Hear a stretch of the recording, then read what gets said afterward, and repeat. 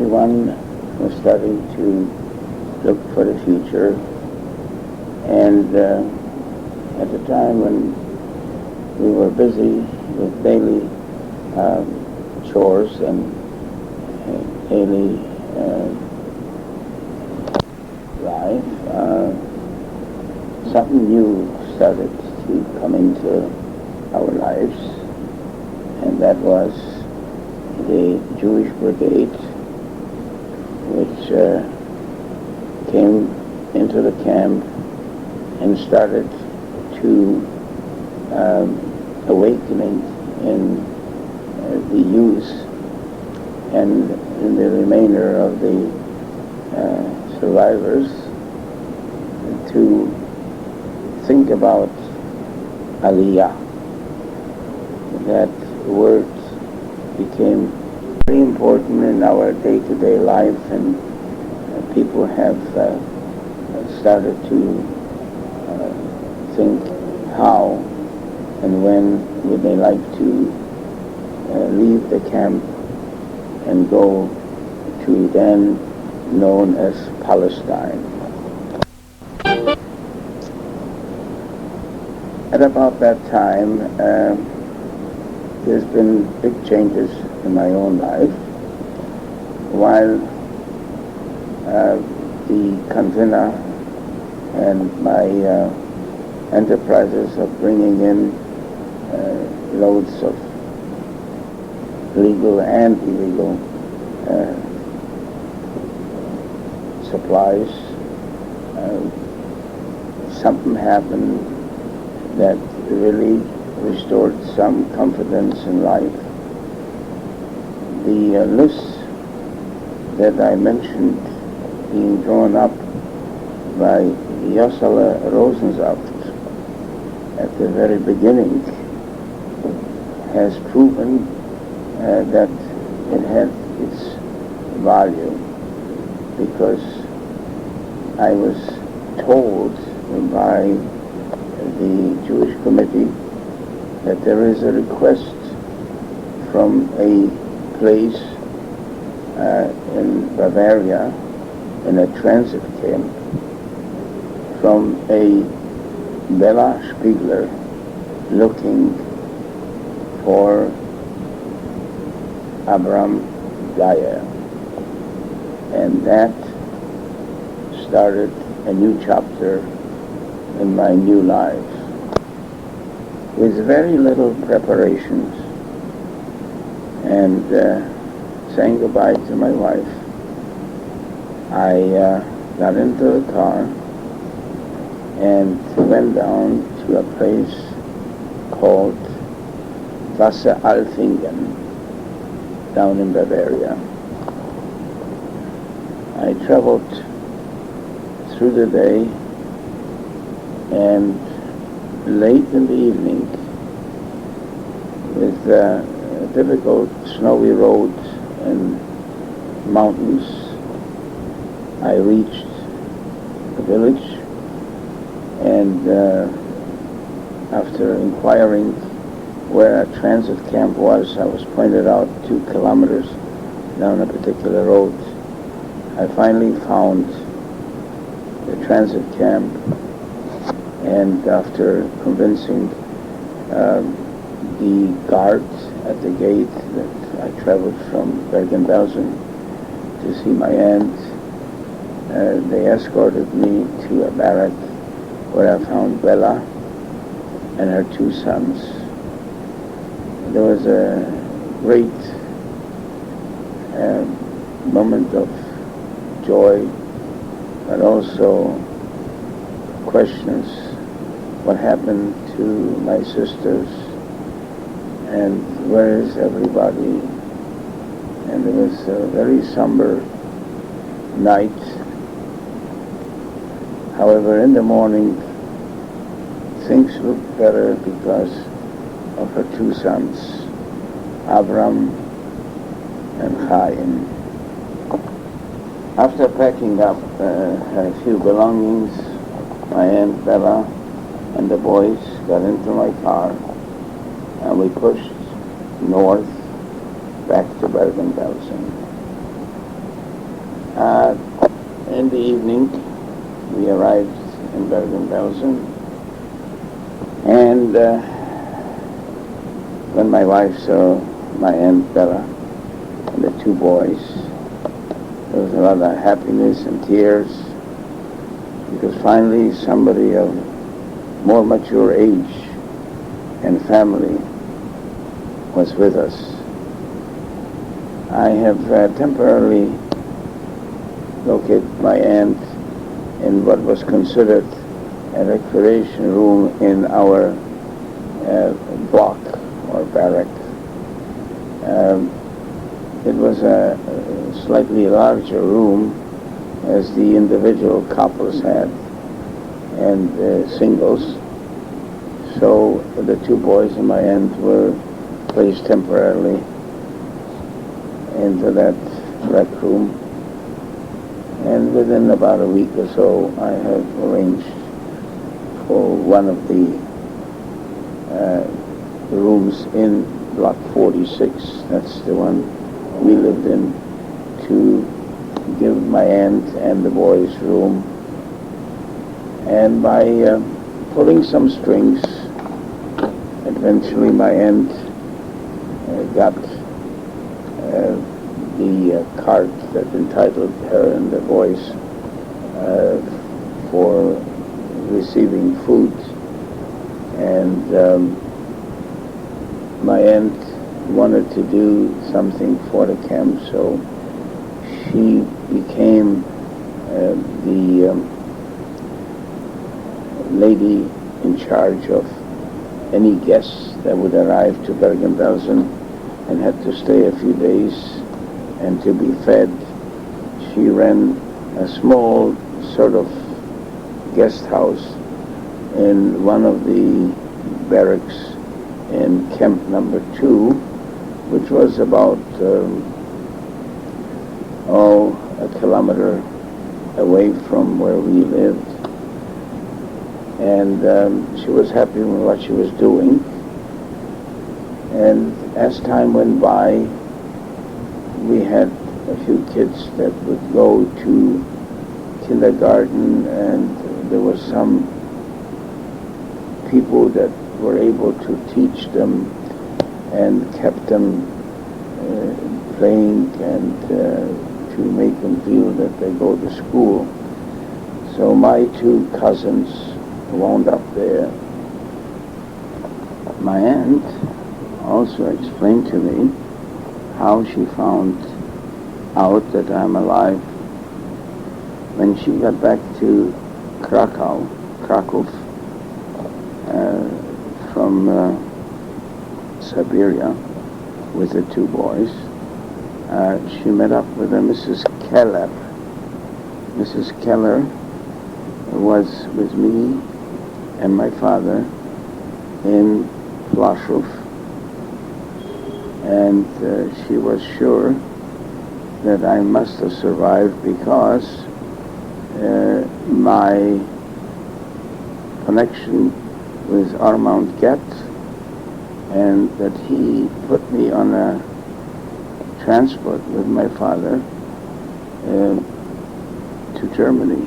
She didn't know exactly where, but she was sure that the ones that didn't go to Auschwitz in all probability survived. And therefore my aunt started looking at lists and put her name in, and this is how I discovered her name in Wasseralfingen. And because of Mrs. Keller, my aunt stopped proceedings to take over and sell the property that was her sister's, which was my mother. And she explained to me that she was negotiating with some sort of a Russian officer who was with the secret police, and wanted to give my aunt, upon completion of paperwork and transfer, a sum of $20,000, American dollars. She didn't know how and when he would have gotten it, but he told her that he would come to a lawyer's office with the money and transfer the house or the building to his name legally.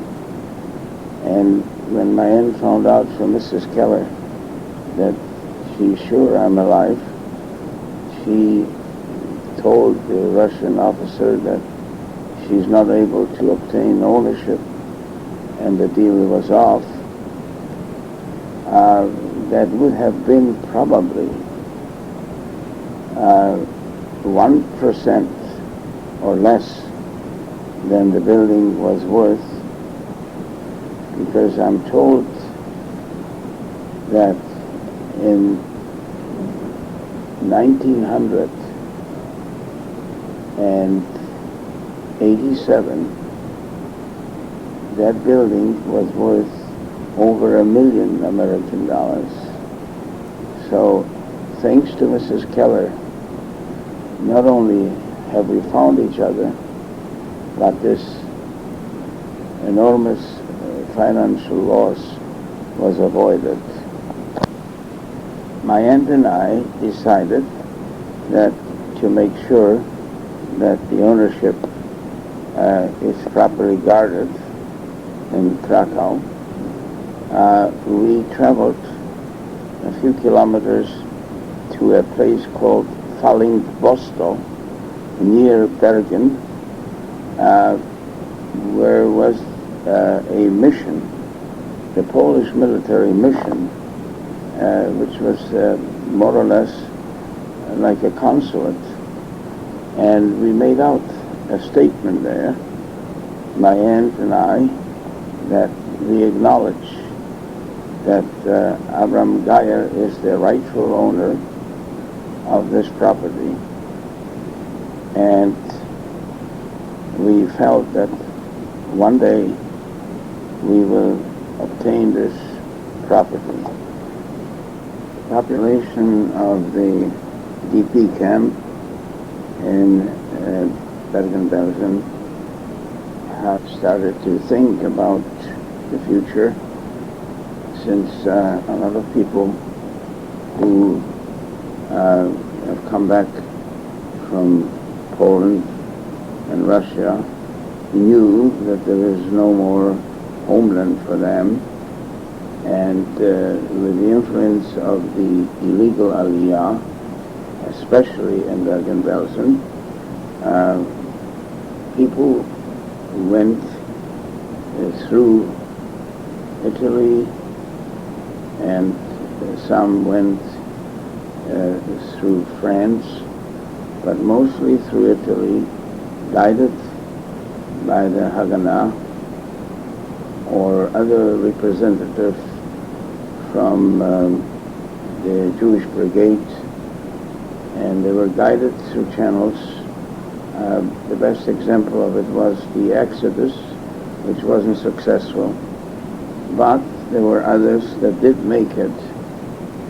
And my aunt decided, in the old tradition of the family, such as my mother's will and effort to be in what then was Palestine, decided to take the two boys with her and make that trip with the illegal Aliyah to Palestine.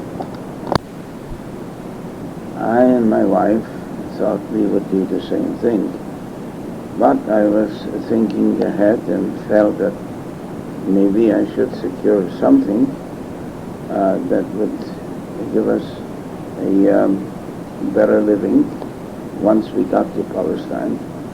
And one of the things that there was no limit on is in freight you could send anything to Palestine by boat. So we have arranged and bought or exchanged for cigarettes, and coffee, and some money,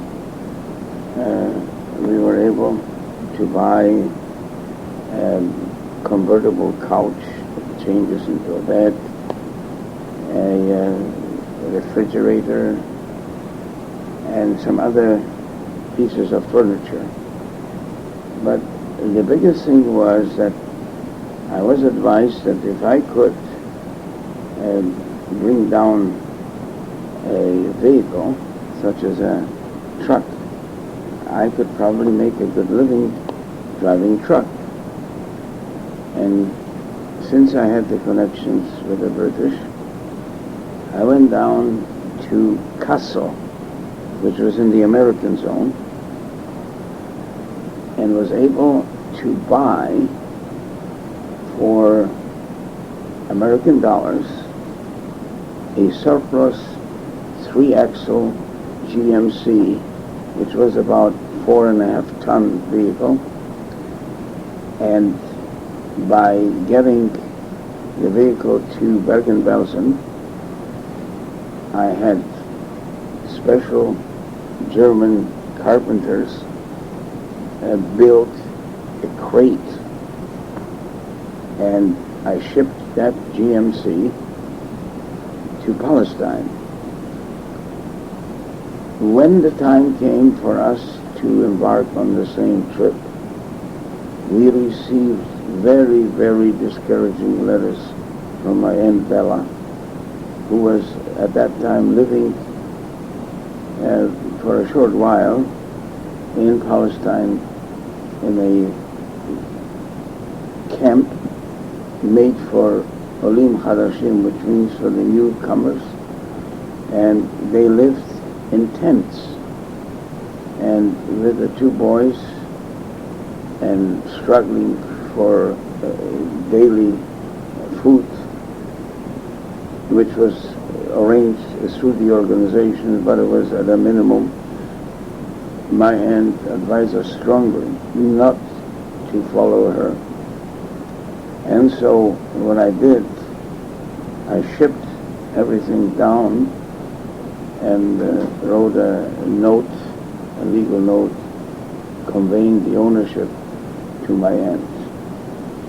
My aunt informed me that in exchange for giving the people who put duties on items, like the incoming duty, my aunt was able to trade off, to give the port authorities the ownership of the GMC truck in exchange of letting her have all the furnishings, the refrigerator and all that, duty free. And that gave my aunt a beginning of being able to settle, because she traded some of the things off and got herself into a small apartment near Tel Aviv. My aunt finally came to the conclusion that she cannot handle both boys and earn her living making wigs and daily chores, and very limited space she was to live in. She has taken advantage of an offer that the kibbutzim at the time were trying to entice younger people to become part of the kibbutz. And so Chaim Shpigler, the younger son, who was barely a teenager, went to Afikim. It's a kibbutz that he grew in and eventually became a member. So my aunt and Abram lived near Tel Aviv, and Chaim became part and parcel of Afikim. After receiving from Auntie Bela those news about the living conditions, and her telling us not to come down to Israel or to Palestine at the time. We done what many, many other people did. We applied to emigrate to the U.S. And life continued. I kept traveling and bringing in different supplies, and slowly getting to the stage where we have counted the weeks and the months that we will finally be able to travel, because people start getting called to the medical inspection in Bremenhaven, and we're by the hundreds going to the U.S. At one time, I have done business with two brothers by the name Steinbaums.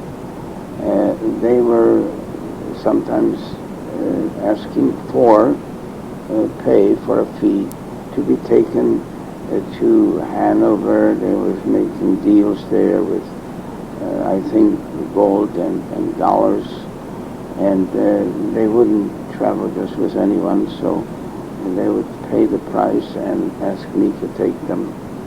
In one of those travels to Hanover, the older brother of the Steinbaums asked me could I take him, and I said I would.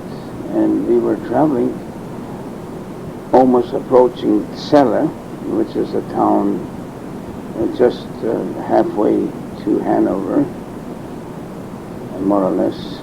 And there was a fellow on a bicycle, obviously was a German person on a bicycle, and they used to travel always in the same direction as the traffic was, but they would not be on the pavement. They would be always on sort of a dirt road on the side of the paved road. And as we were approaching Celle, this guy was just ahead of me. I saw him, and as I was passing, I heard a small hit on the side of my car, and I looked in the mirror. I saw the man falling on the side of the road. I stopped, I backed up, and the guy evidently was hurt. He fell. I threw his bicycle on top of my car, and with the help of Steinbaums, I put him in the back seat, and I drove him to Celle, to the nearest hospital. And when we unloaded them, the people who received them in the emergency asked me for my name and what happened. And I just explained to the guy probably by moving himself with the bicycle too close to the car, got hit at the back of the car, and I couldn't find anything wrong with the side of the car, so evidently he with his body must have just slightly hit it and lost balance and fell. And I've given him my name, and what occurred to me later, that they probably got my license number as well of the car. So when I got back to camp, I started worrying about it. We applied to go to America, and if there would be any case or any question, they would delay our departure. So slowly it kept coming into my mind that this is too risky to allow this to happen. And since it wasn't a very difficult thing for me to get through into the office of the people who have already left Germany and get their identification. And I did find Samek, Weisberg, spelled with a J, and I took his identity, his paperwork, and then I discovered that I do have a wife, and she carries the same name, which is again a possibility they will come to her looking for me. So we found another set of paper which was close to her birth date, but the name was Rosa Narodska. And that is how the two of us made one of the big mistakes of our life by having the galut mentality and worrying about not being able to emigrate. From that point on, we became different people with different identities and didn't think of what the consequences are, but there was many consequences, one of which is still existing, such as any compensation claim or my claim to the inheritance of my building in Krakow, and many other little things that interfere, but when you think about it, we were always afraid. We were still in fear of what happened to us. And the very next thing that occurred has shown to us how difficult it is when you change your identity. So now we had to re-register for immigration. And obviously there was two different names. There was a Samek Weisberg and a Rosa Narodska, which registered on the same day, but there were two different people. And so we patiently waited to be called for the medical and eventual immigration. And it did happen. Samek Weisberg was called a few months after this registration and passed the medical. And for some reason, within a few days, Rosa Narodska was called and passed. And within a few days, we were called on the next transport to go to Bremenhaven. We were transported from Bergen-Belsen to Bremenhaven, where the final examination and registration took place. And usually people waited there for the next available military boat to take them to the U.S. After a week or so, I was called in to the transport director, or whatever their title was, and I was asked whether I would consider going on the next boat, which was SS Stuart Heinzelman, but they needed me because I spoke English, and there was no interpreter on that boat, and they needed me for that reason to go, and I said I'll be glad to. And they told me how soon could I be ready, and I says I'm ready now. And then it occurred to me, I says, well, but I want my girlfriend to go with me. And they all looked at each other and says, well, the boat is filled up, and it's very late now to disembark anybody to put you fiancé on the boat. For you we have accommodation because you will be in a separate cabin, since you'll have to be accessible at all times to make announcements. But on a military boat you cannot have even husband and wife, male and female, in the same cabin.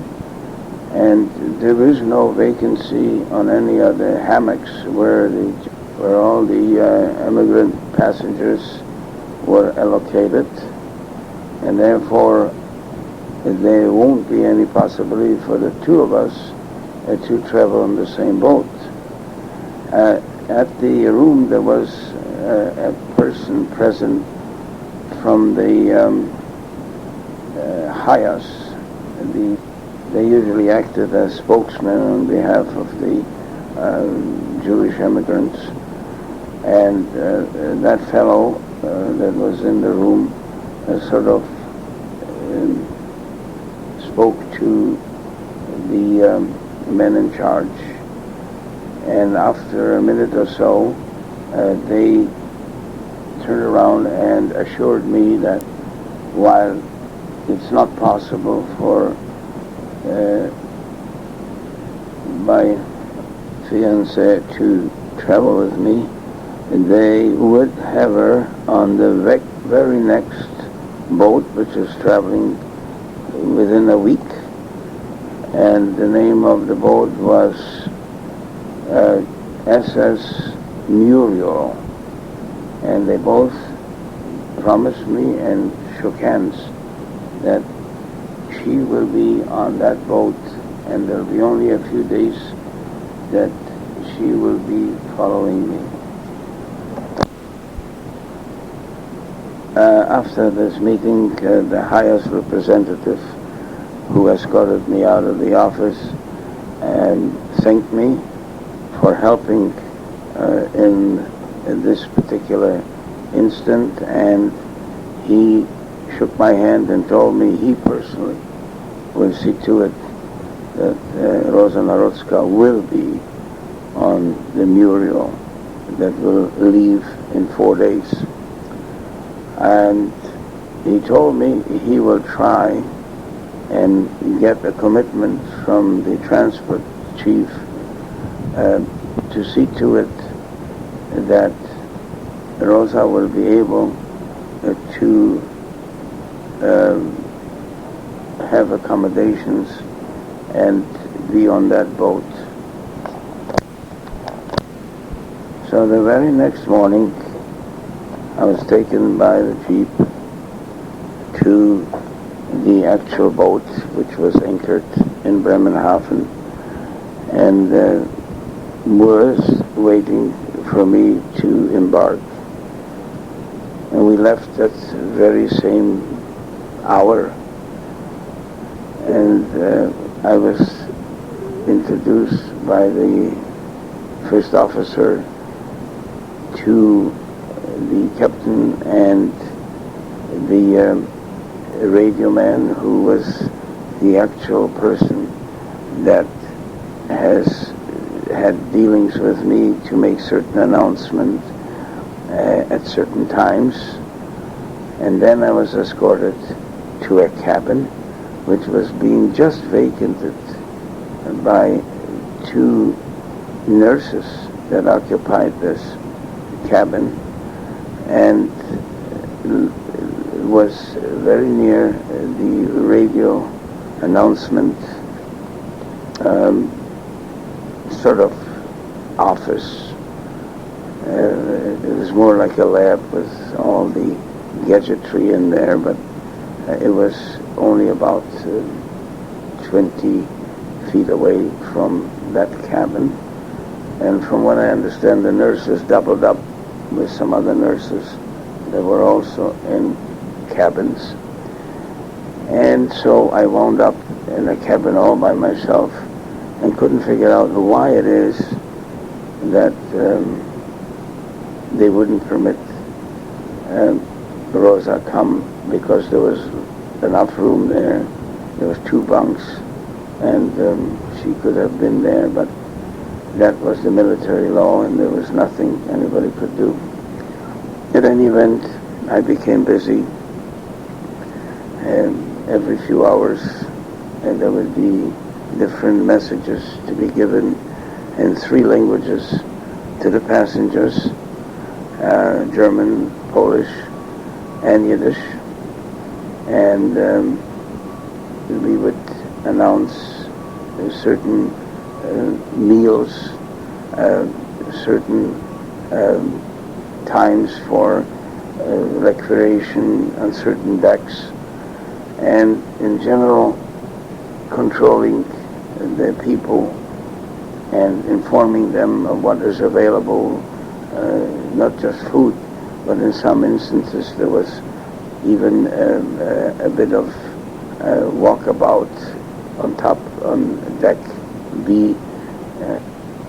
After about a week on the ocean, some people got sick from the constant boat movement on the waves, and it wasn't an extremely big boat, therefore the waves really were bouncing it around. I myself didn't have any problems with it. Unfortunately, about a week after we left Bremerhaven,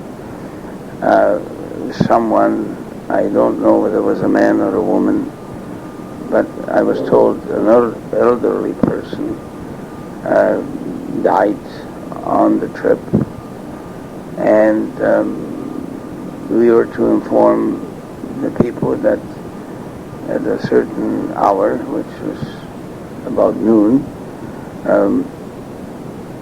there will be a burial ceremony. Anyone who wishes to participate may come out to the top deck at the back of the boat, and I myself observed it from deck above that, from the bridge, and I saw the ceremony. That was to me a terrible thing, after somebody who survived had to wind up being slipped down in a bag down into the ocean. I couldn't understand why they couldn't take the body, but I was explained by the number one officer that anyone that dies at sea must be buried at sea. And so that's what happened. A day or two later, the waters became pretty rough, and we were diverted. Instead of going into New York, on the 8th day of our travel, we were told we were going to now go to Boston and disembark in Boston, because the weather conditions were there much more favorable for that. And when I made all these announcements, it occurred to me on the 8th day that according to the promises I was given, Rosa Narodska would now be on the Muriel on the ocean. And since I was friendly with the first officer, I asked him, is there any way to communicate between the ships? He says, yes, there is a radio communication between them, but it's not customary. But he will speak to the captain. And about an hour later, he came back and said to me, you have 3 minutes that you can speak. We will arrange to communicate with the Muriel and try to get Rosa to the phone. And sure enough, within minutes, they have reached the Muriel, and I was able to have a few words with Rosa, and she was very, very sick on their boat, because she couldn't take the motion of the bouncing boat. She was taken care of by a few people who I met later on, but she was a sick person, was vomiting and all. So I had spoken, and I was assured now that she is on the Muriel, and she's only a few days behind me. So 2 days later, we were in Boston and disembarking, and since my brother-in-law, Ralph, was already in Canton, Ohio. He has asked the local Jewish center, Mrs. Mabel Seabrams, who was the director in Canton, to arrange for me and for Rosa to come to Canton. And so when I have landed in Boston, there was already someone waiting and putting me on a train to Canton, Ohio. The next morning I arrived in Canton, Ohio, and I was awaited by Mrs. Seabrams and by someone who became our second mother, Mrs. Anna Jacob. I was taken by car to Anna Jacob's home, and eventually in the afternoon I met Morris Jacob, Anna's husband, and my dear brother-in-law came back from his job and was very happy to see me, and so was I. And we had our first meal together, and while we were sitting at the table, I noticed for the first time a real live television. All this in one day, free country, final destination, and awaiting my wife. I was extremely excited, but finally collapsed and fell asleep in the same room with my brother-in-law, which was on the second floor of the Jacobs house. And the only time in my life that I know of, I must have dreamt that I'm going to open the door or something for my wife, and in my sleep I got out of bed and went to a screen window, which luckily held me back, and I woke up standing in front of the window. Like I said, it was the only time in my life I ever sleepwalked, but I suppose it was the only time in my life I was that excited and overwhelmed by everything that happened. And a week later, my wife did arrive, and also moved in to Anna Jacobs and Morris Jacobs' house. As time went on, I have gotten my first job, which was a job with the Downtown Motors Ford, servicing new cars, which in those days used to come totally unequipped, such as radio, antenna, even certain parts that were deluxe parts were put in by the dealership where you bought the car. And that was my main job, as well as preparing them, such as oil checking and all the other little things on a new car. That was my first job. At one point, Anna Jacobs said, before we can move into our own apartment, which she was looking for, it would be proper for Rosa and Sam to be legally married, because Anna Jacob or anyone else in Canton, Ohio didn't know that we legally have been married some 3 or 4 years prior to coming to the United States. However, after talking to us and convincing us, she made arrangements with the rabbi to give us a legal ketubah and a very short and small ceremony in the rabbi's house. We became Mr. and Mrs. Sam and Rosa Weisberg. The next step was us to move into 1103 Walnut Avenue Northeast, which was pretty close to Anna Jacob's home. And Anna Jacob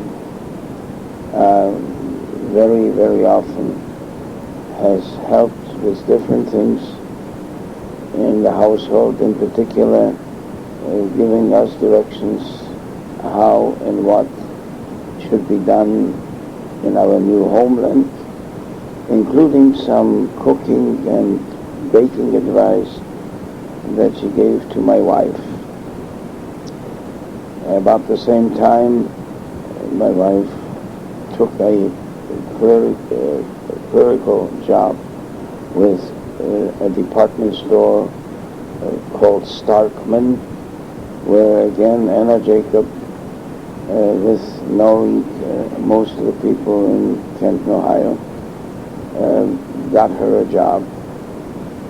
And by that time I have moved on to my next job, which was at Babcock Printing Press, a huge corporation that built printing presses.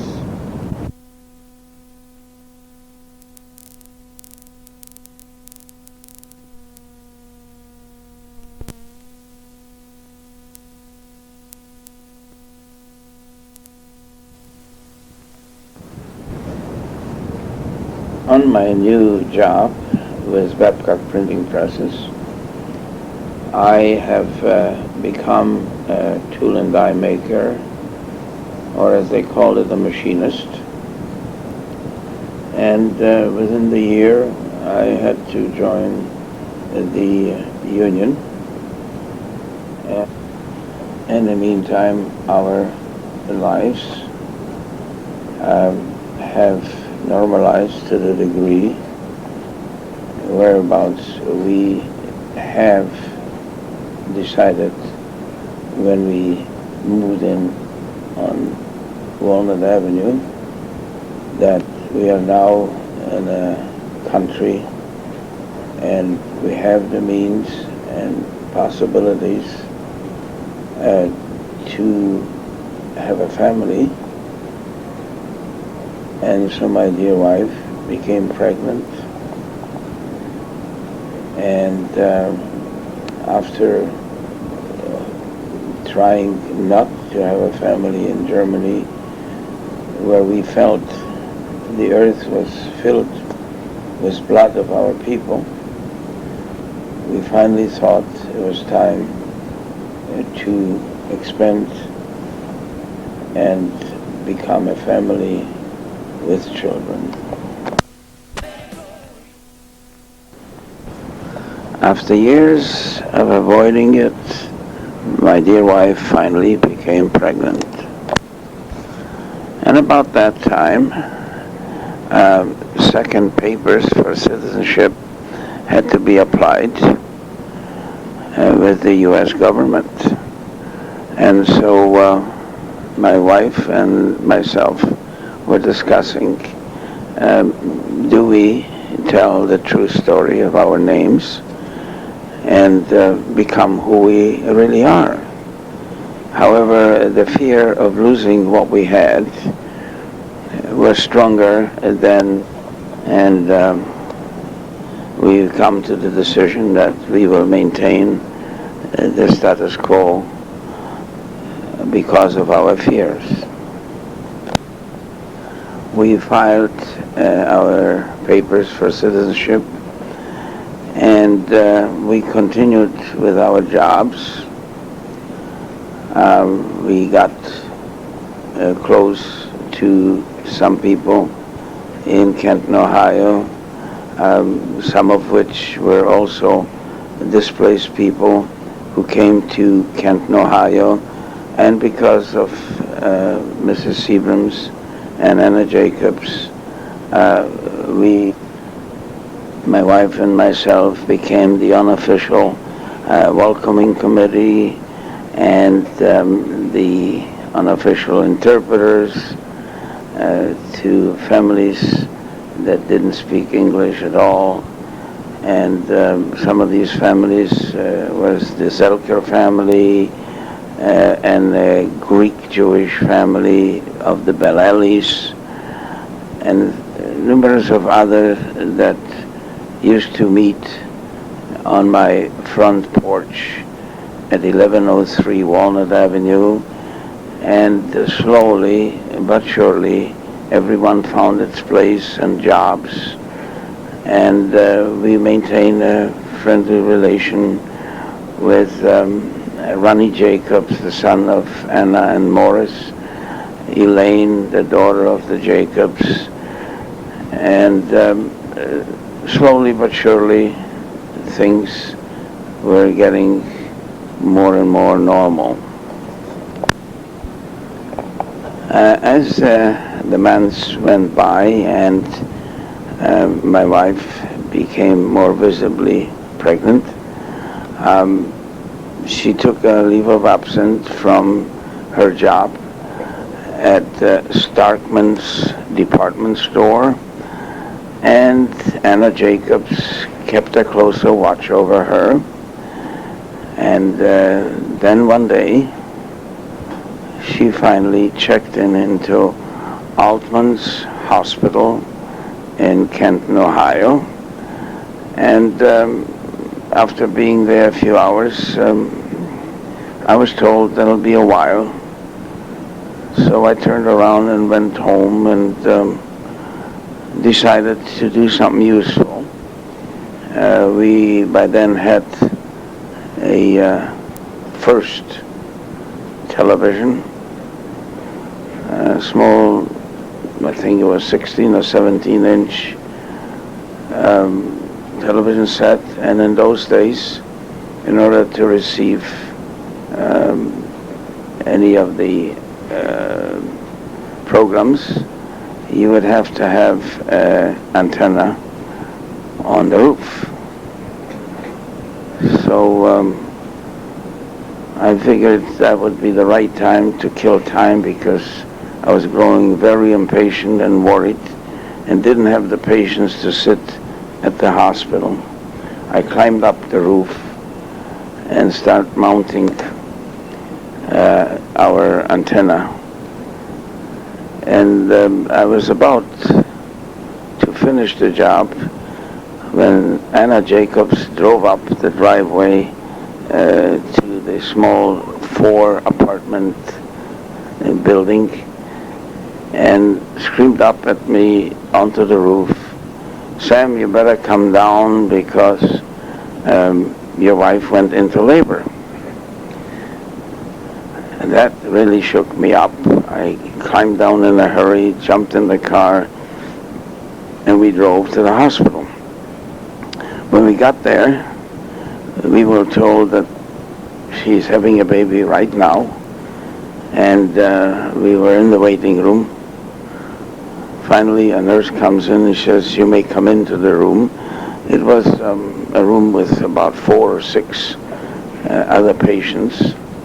It was a maternity ward, and there's my wife, half conscious, with a bit of a smile, and a minute or two later comes in a nurse with a bundle in her hand, which was my gorgeous little girl, my Sharon. A few days later, that bundle of joy and my wife came home, and a new routine developed: diapers. You boil them, you dry them, and in some cases, in extreme cases like my wife was, she even tried to iron them. And Anna Jacobs now became Grandma Jacobs. She was all over the place and looked after a lot of things that we didn't know. And she actually became Grandma. My bundle of joy was called Esther Shaver, Esther being my mother's first name, and Shaver being my wife's mother's first name. Also, someone who was still a bachelor and knew very little about how to hold a baby, became an expert. My dear brother-in-law Ralph almost outdid me. In fact, he did. I was always afraid to handle my daughter because she will break. But Ralph learned how, and he done a good job holding the baby, helping with the baby, and sometimes, eventually, even babysitting my Sharon. We also kept in touch with our family in Israel, Auntie Bela and her two sons, as well as Uncle Steinbaum in Detroit, his wife, and his only child, Lola, who now became a young lady. And it was hard for me to understand that while I was there in Memmingen, Germany, when Lola was born on a cold winter morning, now became a young lady who was playing piano and was going to school. All these things were adding to our new life. And we one day have been in touch with someone in Canada, a man by the name Morris Grossman, who used to be very close associated with me in Bergen-Belsen, and who settled in Toronto, and has mentioned a few times, why don't you come to visit? Well, on one of our visits to Detroit to show off our bundle of joy to the Steinbaums, we decided, now since we became citizens, to cross into Canada through the bridge in Windsor and drive up to Toronto to visit the Grossman family. And that was our first visit to Toronto. While here in Toronto,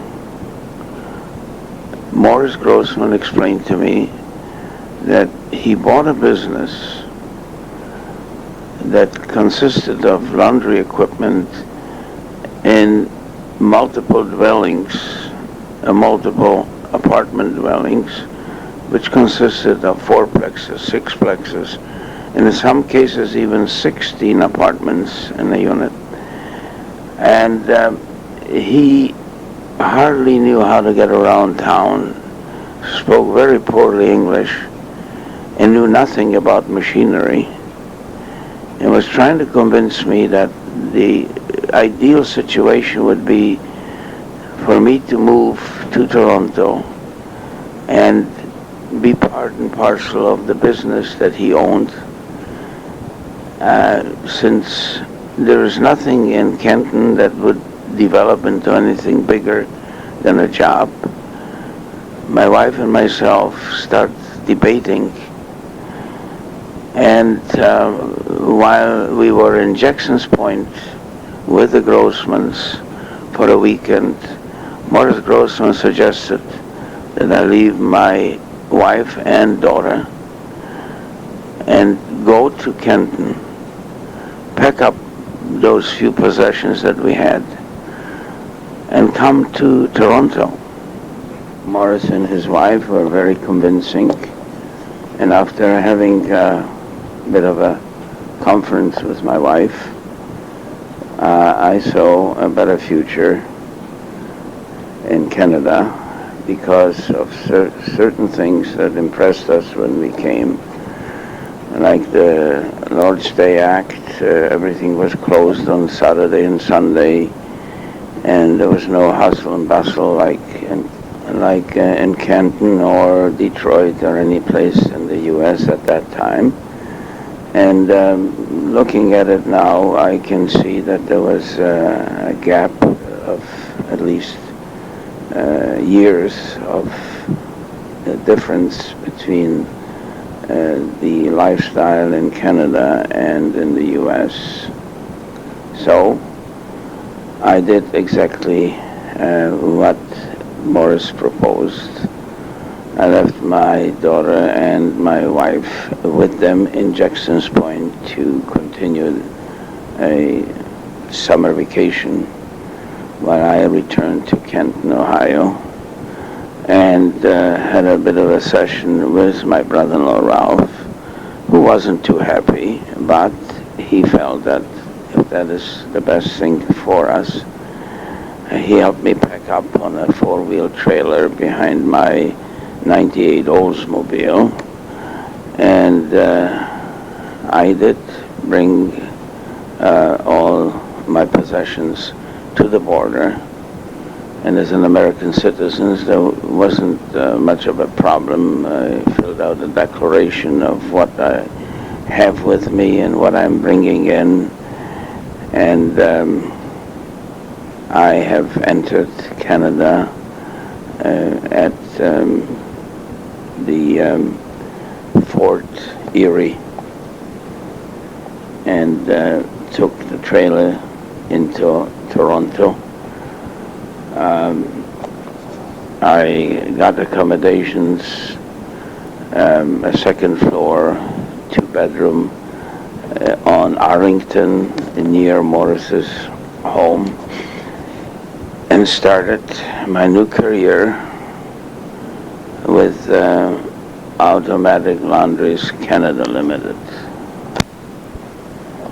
And that was in 1955, and Automatic Laundries Canada Limited, which was Morris Grossman's business, consisted of 60 units spread out throughout the city, starting from 1600 block of Kingston Road in the east, and being all the way out in Etobicoke, on Prince Edward Drive, and some locations in between, including Bathurst and Eglinton, and most of the units were Ringer-type washers, and a few, what was considered luxury, Bendix tumbler washers, which were few, but they were located in locations where mostly people demanded them. That was the advanced version of laundry equipment. I traveled 10, 12, sometimes 14 hours a day between the different locations for repairs, which I have learned from people that would do it for a living before I ever came to Canada, and had to adapt in a hurry because time was of essence. People put in a quarter and they expected the machine to do the job. It was then something that was working on the principle of 10 cents would give you 20 minutes of wash time on a Ringer washer, and 25 cents would give you a full hour. However, if anything went wrong, such as a fuse or anything like that, the phone call would come in and some outraged customer would scream murder. We paid money and we get nothing in return. And so I was flying around all over the city, and eventually we have concluded that certain things have to change. For one thing, we had to modernize with equipment that was more reliable, and at that time it became more prevalent that John Inglis used to make a washer that was upright rather than tumble and didn't require mounting into a concrete floor.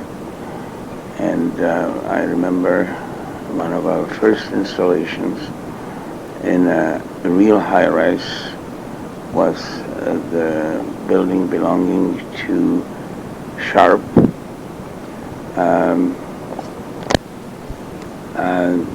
That was Izzy Sharp's father, who built a 15-story building, and we installed on every second floor a pair.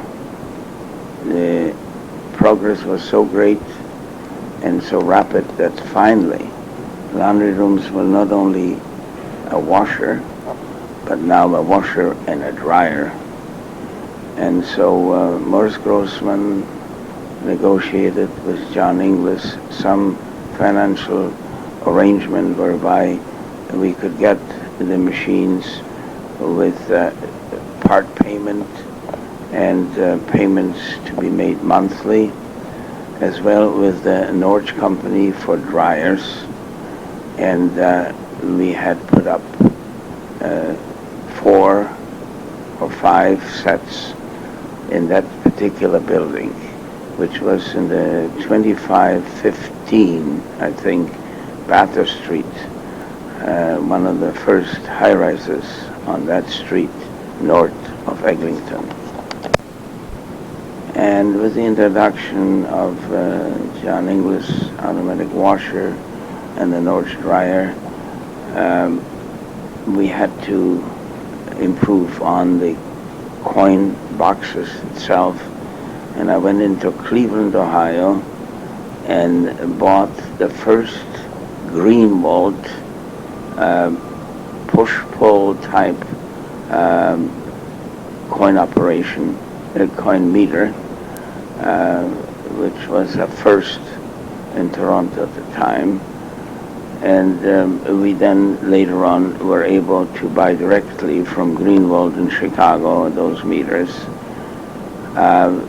It got expanded to more and more building, and from the original 60 units that Morris Grossman bought, within 5 years,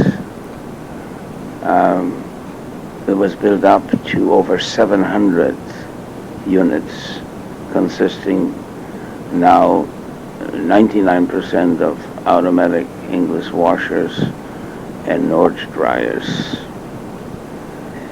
In the meantime, my private life changed as well. Shortly after we wound up in Toronto, my wife became pregnant for the second time.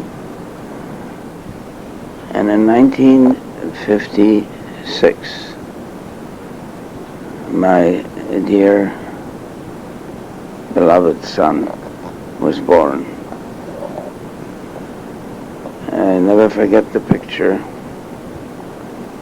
when on Pinewood, by now our own home at 126 Pinewood Avenue, I brought my wife and my newborn son home.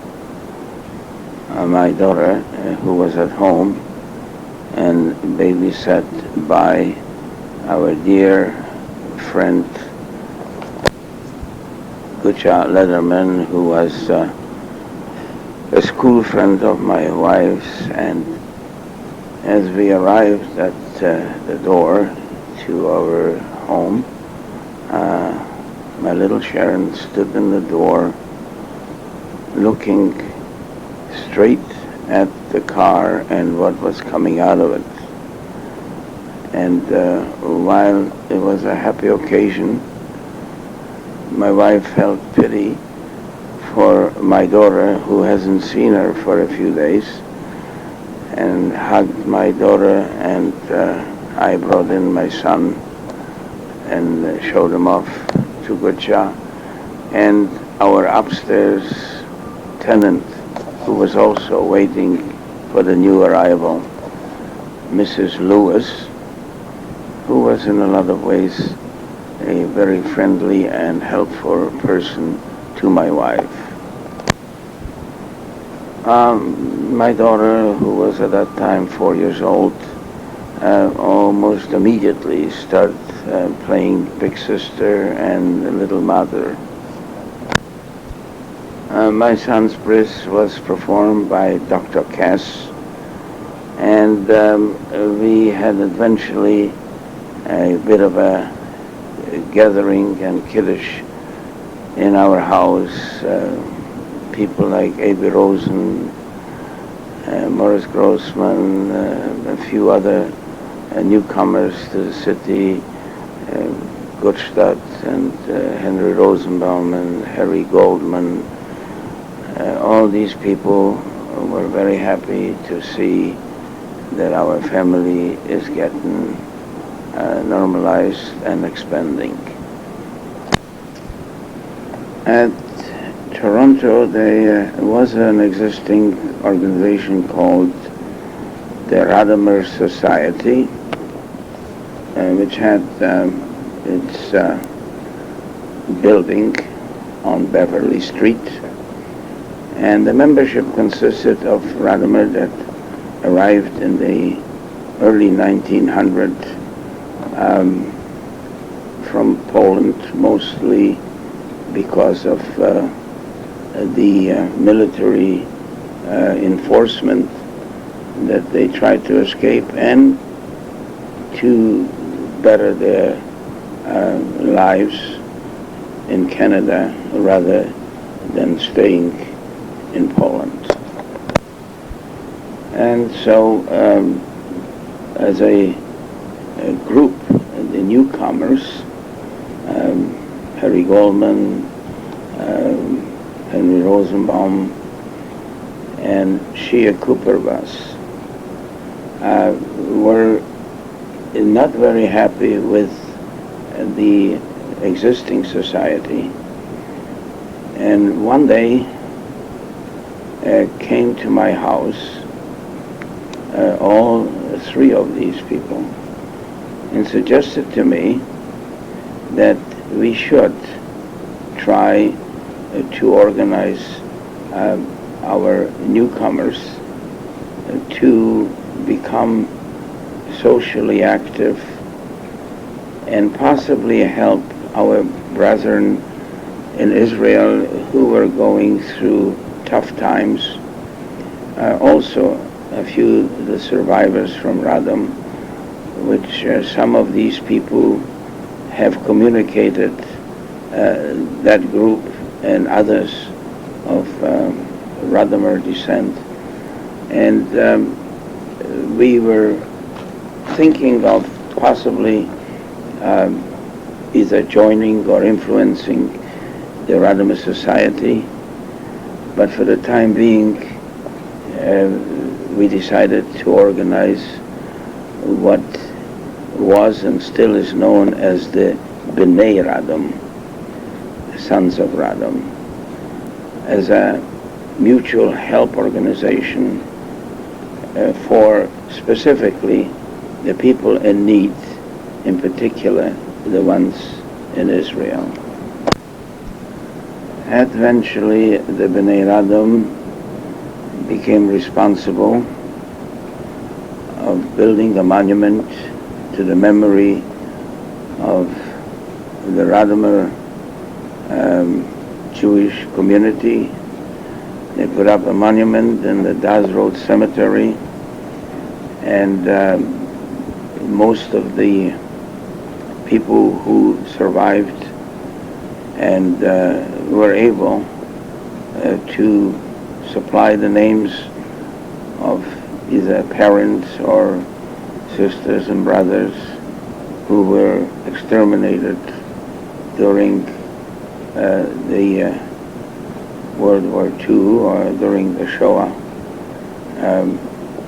The names are inscribed on that monument, including my parents, Esther Ethel and Elimeah Geyer. This was one of the big achievements of the Bnei Radom until today. In 2007,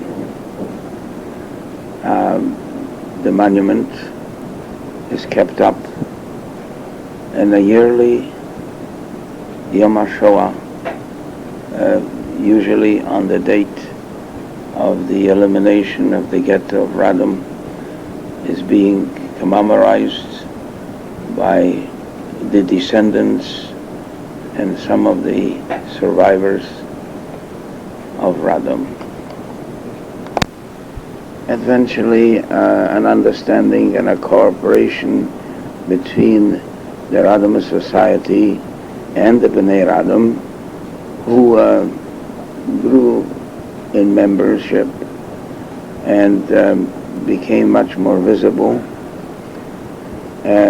The idea of having a synagogue named after the city of Radom became more and more a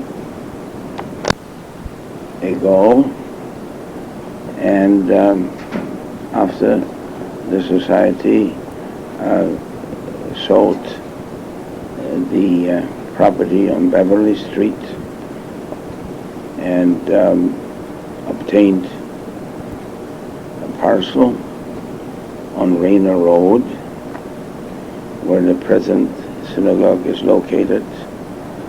With combined effort,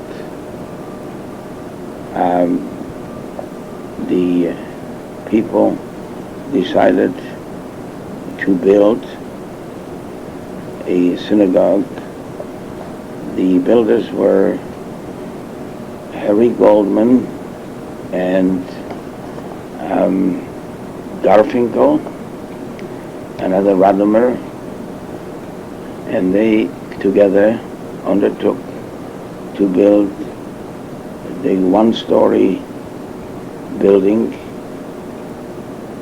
that was located at 18 Rayner Road, and it was a joyous occasion when that shul was completed, and from a shul nearby, a Sefer Torah was brought in, and the Beth Radom was opened.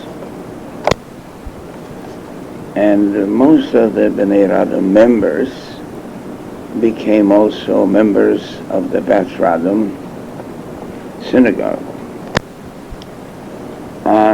The first president for the Beth Radom was Sholem Rosenbaum, a old-timer and also an uncle to Henry Rosenbaum. There were other people who were really working hard at first the society and then eventually at the Beth Radom, a secretary by the name of Solly Cates, and other functionaries as Benny Hoffman or A.B. Glass and A.B. Rosen, Harry Rosen's father. And so, as time went on, it became quite of a association between the Beth Radom and the Bnei Radom, and what used to be the membership of the Radomer Society. One other incident or occasion stands out in my mind, and that is when the official unveiling of the Radomer monument at the Daz Road Cemetery took place. Open convertible and several other cars carrying some of our members and dignitaries to the official unveiling of the monument drove through the 401 with the Israeli and Canadian flags side by side, and the open convertible all the way out to Daz Road to the official opening of the monument. It is something that I will never forget. As our membership in the Beth Radom grew, and also at the time, like the high holidays or any other Jewish holiday, we found the need to get somebody such as a chazan and maybe somebody with more religious experience than we had. And I went and negotiated more or less on the QT because of the opposition to anyone that would possibly take over or dominate the running of the Beth Radom. Our illustrious Sholem Rosenbaum wouldn't be very happy if we had someone that would run the show. But in any event, I spoke to a chazan or a religious person by the name Landy. As it proved later, he had the rabbinatical degree and is now remembered as Rabbi Landy. We introduced him to the congregation as our new Torah reader and chazan, but as time progressed, it finally came out that he's a rabbi and was and became the first rabbi of the Beth Radom, Rabbi Landy. Eventually, the presidency was taken over by younger people, and especially in the running of the shul, the brotherhood was having its say, and so that the sisterhood developed into quite a branch to the synagogue, raising funds, having sales. And one of the ladies presidents was none other but my dear wife, Rosa, or among the Radomer known as Bronca. I myself took a run at the wheel as well, and so did a few other people, and not to brag about it, it eventually became a well-known synagogue in the city of Toronto. More importantly, as far as I know, It's the only known synagogue in the world that bears the name Radom. My dear brother-in-law, Rav Horowitz, who followed us shortly after we left the States, got married here in Toronto and was a proud father of 3 daughters. He also went into a similar line unto which I have started in Toronto, and that was he joined with Morris Grossman's brother, Nathan Grossman, and they opened a laundromat. And a couple of years later, Ralph moved on to a new location on his own, in which he is up to date a owner of a dry cleaning and laundry plant known as Modern Laundry. The city grew, and the Jewish population started moving north, north of Eglinton, north of Wilson, and we have come to the conclusion that as our children reached the age of school and education, we, my wife and myself, decided that it was time to move north into the neighborhood where most of the Jewish people were settling, and that is the Bathurst Manor. And that is where we reside till today, at 227 Acton Avenue. Each one of our children has now got their own bedroom, and we had one.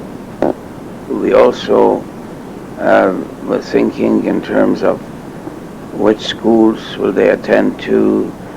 We had the associates now in the Beth and we were getting also much closer on Yontif, closer walks to our synagogue, the Beth Radom.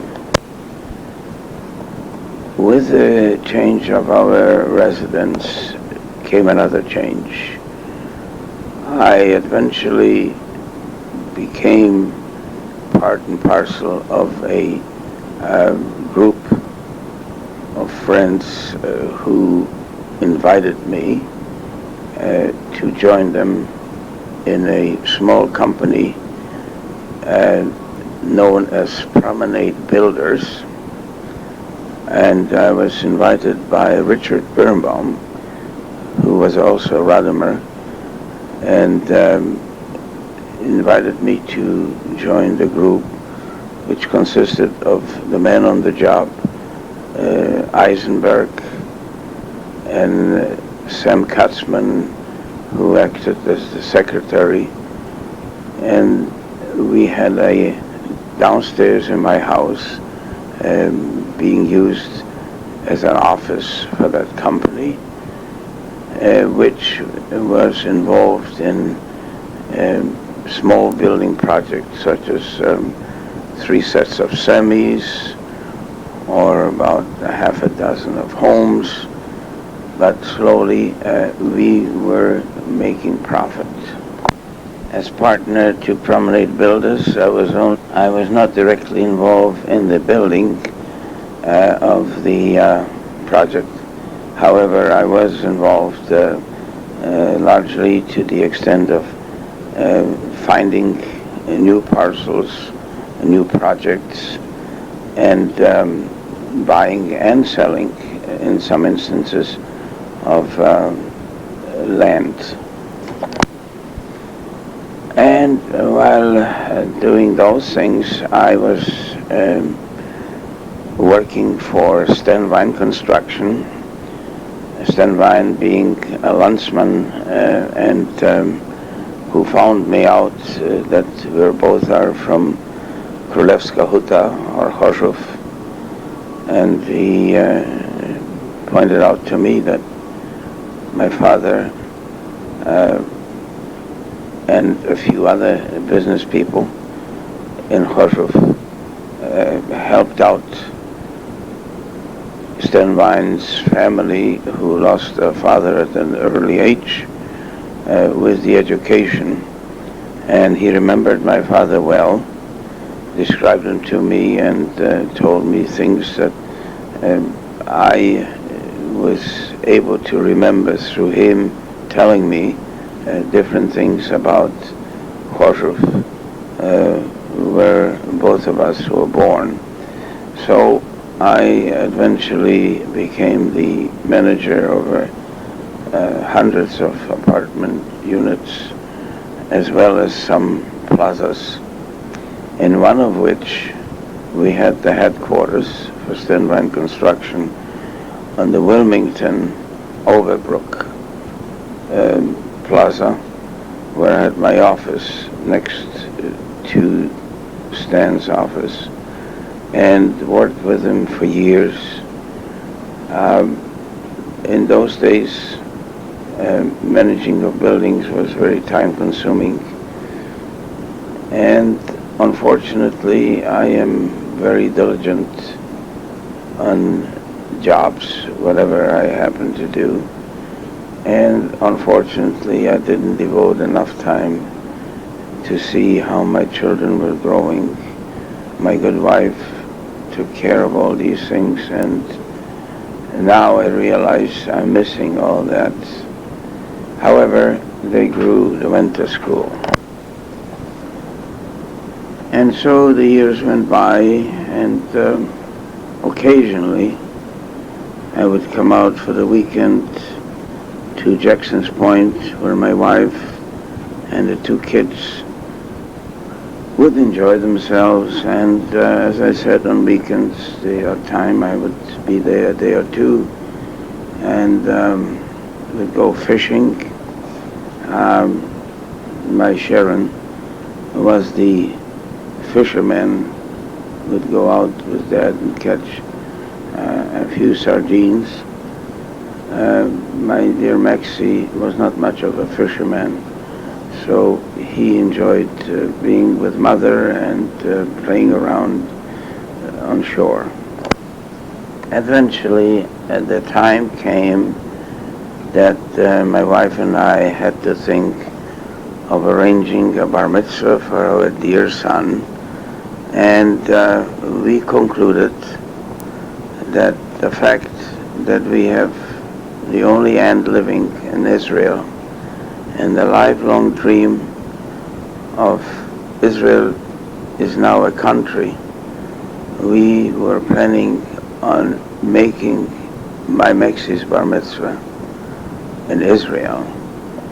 And it took a lot of planning and effort, but with the help of my wife and some friends who decided to come along, like the Eisenbergs and other people.